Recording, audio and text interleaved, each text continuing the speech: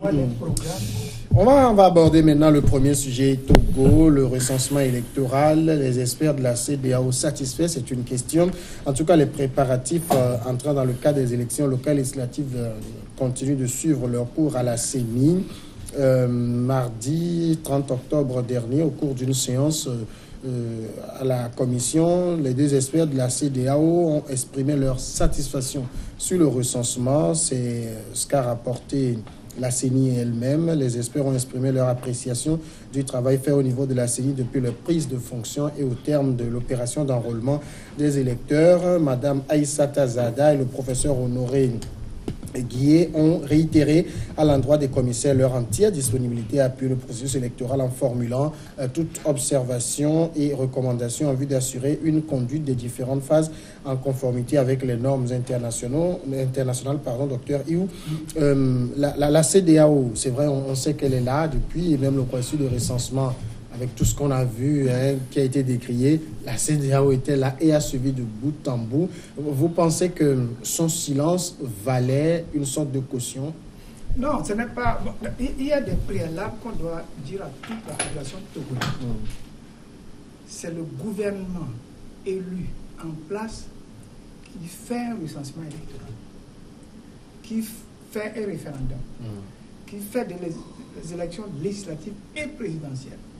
Maintenant, un autre gouvernement élu peut venir refaire un autre référendum, refaire des élections anticipées, etc. Il faut que ce soit clair. Il n'y a pas de recensement électoral unilatéral ou bilatéral ou par consensus. Ça n'existe nulle part dans aucun pays. Il faut que les Togolais sachent ça.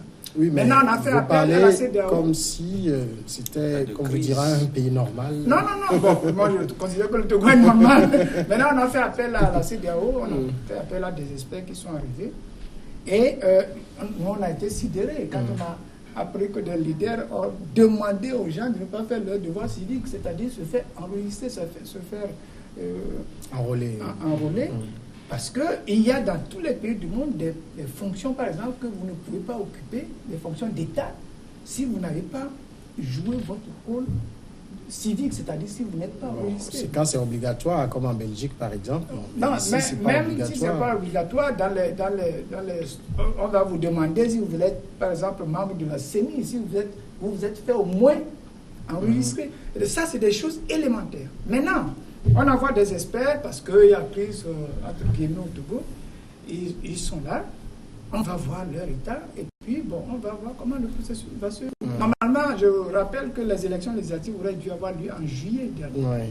C'est parce qu'il y a crise et qu'on est là. Sinon, on n'a pas besoin de la CEDEAO ni d'experts internationaux. Les Togolais sont tellement intelligents que ça me fait mal que c'est des étrangers, Sénégalais ou Maliens, qui viennent nous dire comment on va faire. C'est terrible que nous, à notre âge, quand on voit ça, ça nous choque tellement que des fois, c'est comme tu vas devenir dingue dans les maisons. De toute façon, la CEDEAO, elle est déjà au cœur de la crise. Oui, elle est au cœur. Puis je vais vous dire quelque chose. Je connais un des acteurs. Je fais... Monsieur Thibaut Camara, par exemple, je le connais très bien. Et quand je le vois venir ici comme facilitateur, ça fait des choses comme ça. C'est pas lui seul. C'est pas un président ghanéen qui va vous... Si les Togolais n'arrivent pas à s'entendre pour quand même conduire notre démocratie, je ne sais pas ce qu'on va faire. Mais si ça va se répéter chaque fois comme ça, je vous assure que ce n'est plus un pays. Alors, aux Russes, en tout cas, ce qu'on voit, enfin, on a vu de part et d'autre, c'est que beaucoup avaient espéré que, bon, tellement le recensement a été décrié, surtout à la faveur des réseaux sociaux qui relaient les informations à la vitesse grand V, que la CEDEAO aurait dû stopper. Voilà, elle n'a pas stoppé. Et aujourd'hui, elle passe à la phase d'audit. Les experts ont pris leur fonction, font le travail qui se fait. Est-ce que c'est un camouflet pour ceux qui avaient espéré que la CEDEAO joue à celle qui va arrêter les choses? Bon, en fait, je pense que le problème vient du début. Pour moi, c'est surtout une question de cohérence. Ça vient du début, parce qu'au début, je me rappelle quand il y avait, disons, les premiers dialogues et tout, je me souviens que l'opposition, justement, réclamait à ce qu'il y ait une pause au niveau du processus pour qu'il y ait des discussions avant que cela ne continue. Mais justement, les membres de la CEDEAO qui sont arrivés quand il y a eu ce conciliabule, ils ont fait ce conciliabule sans que le processus ne stoppe. Pour la simple raison que, comment dirais-je, je pense que déjà comme il y a eu le report au niveau des législatives, j'ai la sensation que peut-être ceux qui gouvernent n'ont pas envie d'être pris au piège des échéances et ceux qui exigent qu'on fasse la pause justement veulent participer au processus pour se rassurer quant à son intégrité. Donc du coup on n'a pas, parce que il faut bien qu'on soit objectif. Le processus de recensement est un processus coûteux. Donc par conséquent, c'est une question de logique. Soit vous amorcez votre dialogue et vous faites comprendre à ceux qui sont venus, comment dirais-je, aplanir un peu le litige, vous leur faites comprendre qu'on stoppe réellement les choses et qu'on négocie avant d'avancer. Ou soit, vous quelque part, vous devenez complice par le silence en laissant amorcer ce processus. Et après, il est difficile de dire « Ah, mais vous savez, vous avez déjà commencé, s'il vous plaît, recommencez au début. » Et là, les gens vont vous dire « Mais oui, d'accord, mais qu'est-ce qui amène l'argent, qui amène les fonds et comment on recommence tout ça ?»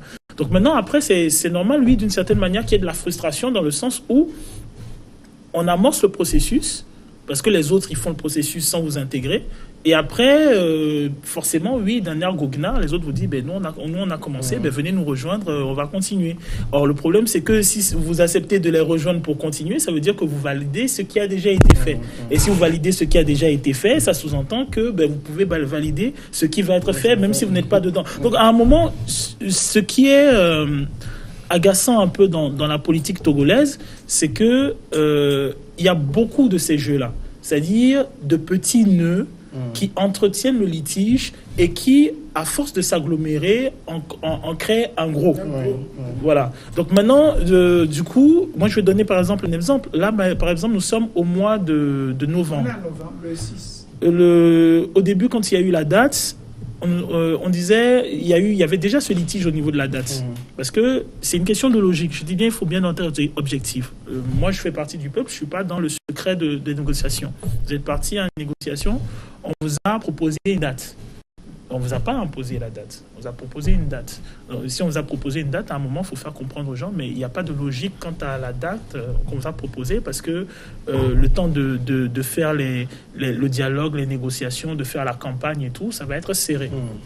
Bon, le peuple est là, on nous sort un truc, on nous fait comprendre que non, c'est le 20 décembre. On met une phrase très diplomate en disant non, bon, ce n'est pas une phrase, c'est pas la phrase type, c'est pas une date fixe. Bon, à la fin, au bout de quelques mois, comme nous sommes habitués, nous sommes togolais, c'est un sport national. Bon, il y a ceux qui disent c'est une date fixe, et il y a ceux qui disent non, c'est pas une date butoir. Au final, on se retrouve le 20 décembre, on est en novembre, même en supposant que actuellement ils soient partis à Conakry et qu'ils disent c'est compliqué, vous allez dire aux gens ok d'accord, on y va, on fait quoi? Ils vont faire 2 semaines, ils vont faire 2 mois de campagne ou bien quoi, 2 semaines de campagne. Bon, même alors que le problème c'est que ceux qui ont amorcé le processus et qui le continuent,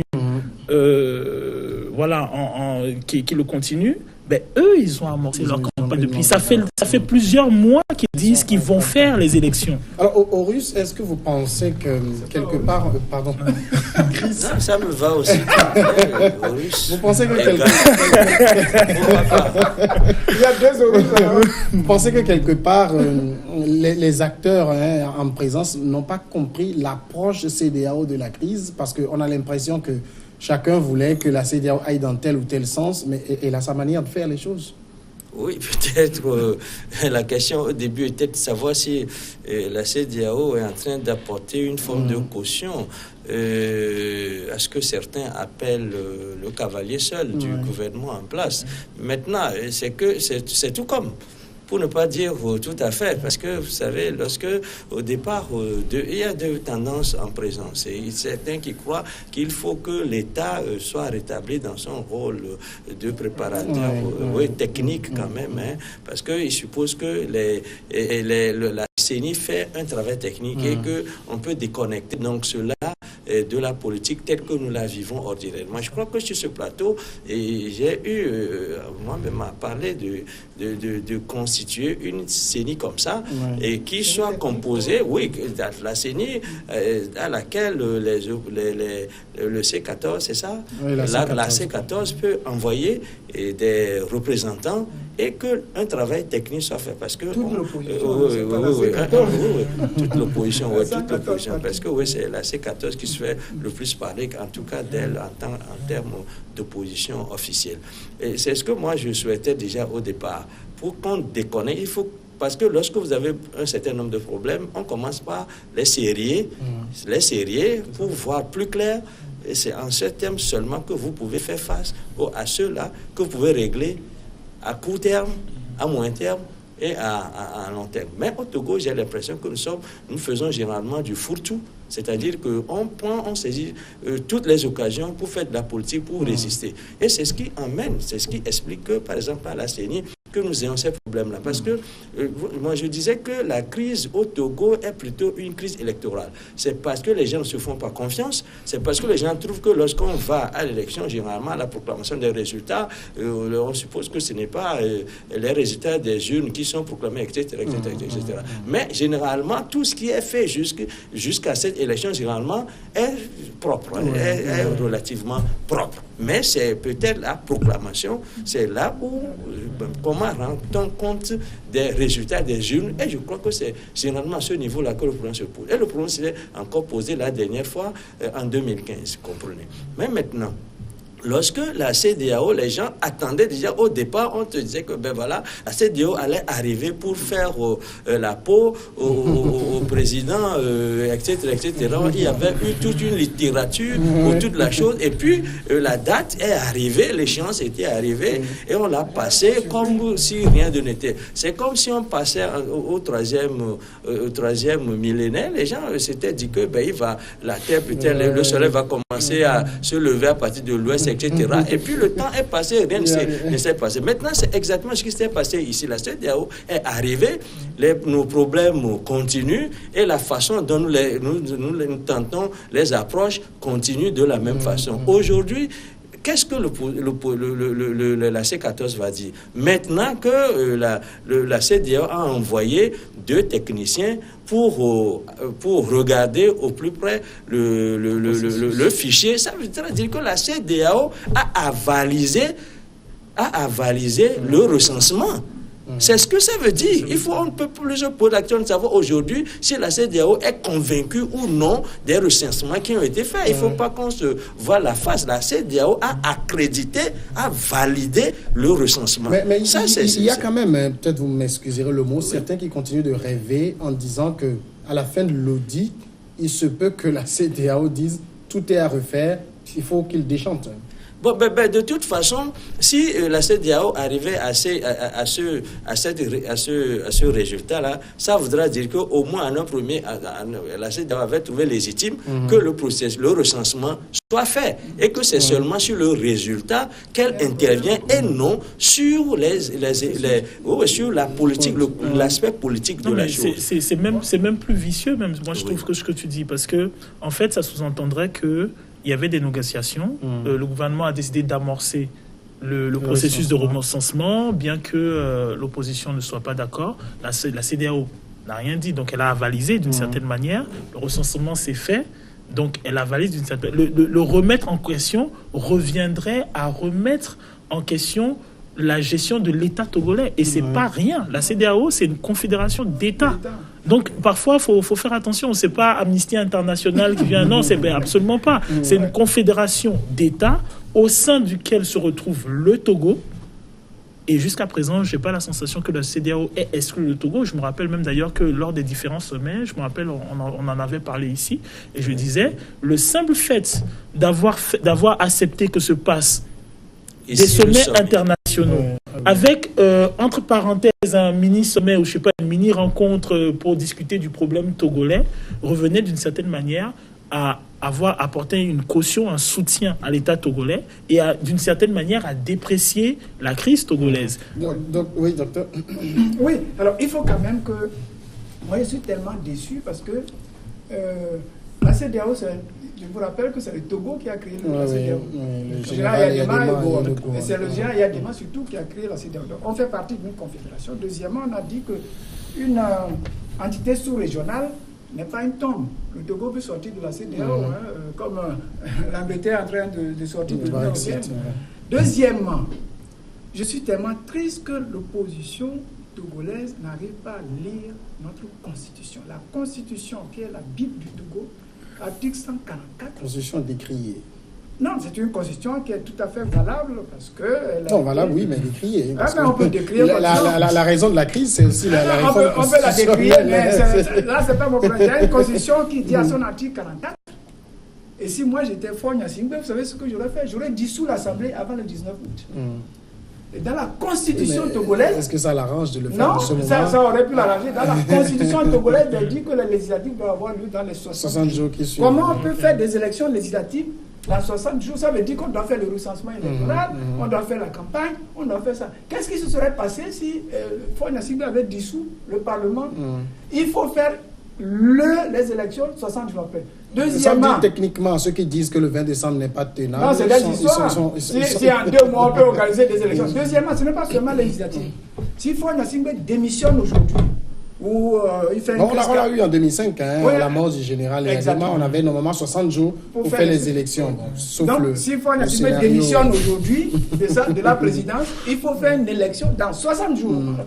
Et tous les partis politiques du Togo doivent savoir ça. Donc, il peut y avoir des imprévus. Ce que vous voulez dire, c'est que techniquement, les CENI sont toujours prêtes, c'est ça? Les CENI sont prêtes pour faire des élections. On va observer la pause et on revient, puisque le second sujet, c'est toujours le Togo.